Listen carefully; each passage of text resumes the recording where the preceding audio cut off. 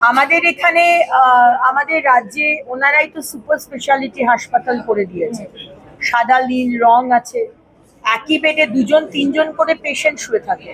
আমরা বলেছি দেখুন, আমরা এখন আয়ুষ্মান ভারত এনেছি, ওনার টাকা পয়সারও খরচা হবে না।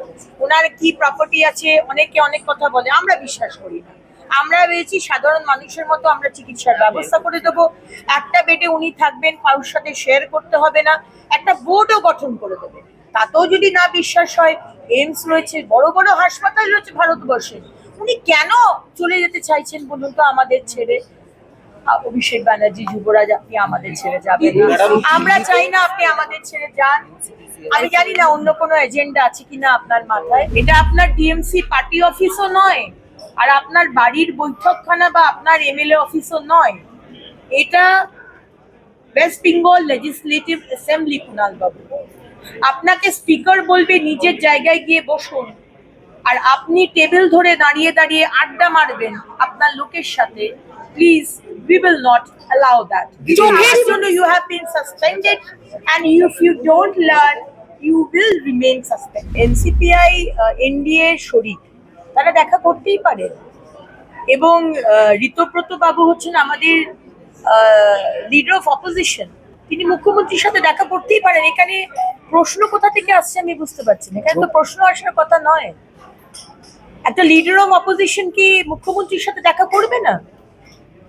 একজন এনডিএ শরিক কি প্রধানমন্ত্রী বা গৃহমন্ত্রী বা পার্টির এর সাথে দেখা করবে না? অবশ্যই দেখা করবে, সেখানে আমি কোনো অন্যায় দেখি না। আমাদের প্রতি সপ্তাহে, প্রতি মাসে, এটা একটা রেজিমেন্টেড পার্টি, পৃথিবীর সর্ববৃহৎ পার্টি, এবং এই রাজ্যে অবজারভার হচ্ছেন সুনীল বানসালজি। সাংগঠনিক হাজারো বিষয় থাকে, তার মধ্যে একটা বিষয় হচ্ছে এই তোলাবাজি, এই এক্সটর্শন, এই সিন্ডিকেট। আমার নেতৃত্ব এতটাই কনসিয়াস যে এই বিষয়গুলো মিটিং এর মধ্যে, এজেন্ডার মধ্যে স্থান পায়।